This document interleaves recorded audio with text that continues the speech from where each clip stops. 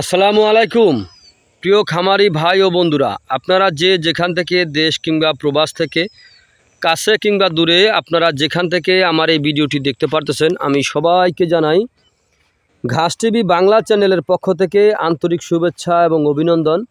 এই যে আমার সামনে যে ঘাসটা দেখতে পারতেছেন আপনারা, এই ঘাসটার নাম হচ্ছে ইন্দোনেশিয়ার স্মার্ট নেপিয়ার ঘাস, গরু ছাগলের প্রিয় ঘাস। এই ঘাসটা একবার রোপণ করলে কমপক্ষে 5 থেকে 6 বছর পর্যন্ত আপনি অনায়াসে গরু ছাগলকে খাওয়াতে পারবেন। পাতাযুক্ত রসালো স্বাদযুক্ত ঘাস, ইন্দোনেশিয়ার স্মার্ট নেপিয়ার ঘাস।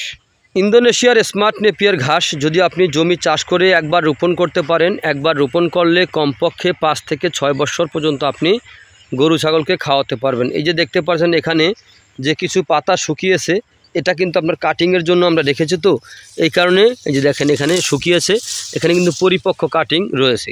তো আমরা কিন্তু এই ঘাসের কাটিং বাছাই করে তারপরে সারা বাংলাদেশে আমরা ডেলিভারি দিয়ে থাকি। সারা বাংলাদেশের যে কোনো প্রান্তে আমরা এই ঘাসের কাটিং ডেলিভারি দিয়ে থাকি। তো এটা হচ্ছে আপনার ইন্দোনেশিয়ার স্মার্ট নেপিয়ার ঘাসটি। এই ঘাসটি গরুর পাশাপাশি ছাগলেও কিন্তু খুব বেশি পরিমাণে এই ঘাসটা কিন্তু খেয়ে থাকে। তো ভাই, আপনি যদি গরু ছাগলের খামার গড়তে চান তাহলে আমি বলবো আপনারা অবশ্যই আগে ঘাস চাষ করবেন। ঘাস হচ্ছে গবাদি পশুর প্রধান খাদ্য। আগে ঘাস চাষ করবেন, তারপরে খামার করবেন। কারণ যদি ঘাস চাষ না করেন তাহলে কিন্তু খুব সহজে আপনার খামারে কিন্তু আপনি গরু ছাগল পালন করতে পারবেন না। কারণ ঘাস হচ্ছে আপনি যে কোনো ঘাসই রোপণ করেন না কেন, যেমন আপনার ইন্দোনেশিয়ার স্মার্ট নেপিয়ার ঘাস, জারাওয়ান হাইব্রিড ঘাস, গুয়াতিমালা, জিঞ্জিবার, তাইওয়ান, এরকম ঘাস হচ্ছে আপনার শুকনো জমির ঘাস, অথবা আপনার নিচু জমির ঘাস হচ্ছে আপনার অজানা হাইব্রিড ঘাস, অথবা আপনার জার্মান হোয়াইট হাইব্রিড ঘাস। এটা হচ্ছে আপনার নিচু জমির ঘাস।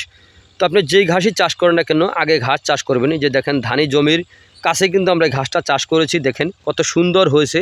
সামনে কিন্তু ওই যে বর্ষা গেল, যে বর্ষার সময় ধান রোপণ করা হয়েছিল, দেখেন তারপরেও এখানে ঘাসগুলো কত সুন্দর। এখানে কিন্তু জোয়ারের পানি অথবা বৃষ্টির পানি হয়েছে, আবার কিন্তু আস্তে আস্তে চলে গেছে। তো এরকম জমি যদি থাকে তাহলে কিন্তু আপনিও এরকম ঘাস রোপণ করতে পারেন। পাতাযুক্ত নরম ঘাস, ইন্দোনেশিয়ার স্মার্ট নেপিয়ার ঘাস। তো প্রিয় খামারি ভাই ও বন্ধুরা, তো আপনারা যে সকল ভাইরা এখন খামার গড়েছেন, যদি আপনারা এখনও এই ঘাসটি রোপণ করে নাও থাকেন তাহলে আমি বলবো আপনারা অবশ্যই অন্যান্য ঘাসের পাশাপাশি ইন্দোনেশিয়ার স্মার্ট নেপিয়ার ঘাসটি অবশ্যই আপনারা রোপণ করবেন। কারণ এই ঘাসটি আপনার একটি ঝোপে প্রচুর পরিমাণ ঘাস হয়ে থাকে। একটি ঘাসের ঝোপায় অনেক ঘাস হয়ে থাকে, আপনি গুনিয়েও শেষ করতে পারবেন না, এরকম ঘাস হয়ে থাকে, আপনি গুনতেও পারবেন না। একটির সঙ্গে একটি মেশানো, একেবারে কাছাকাছি মেশানো থাকে।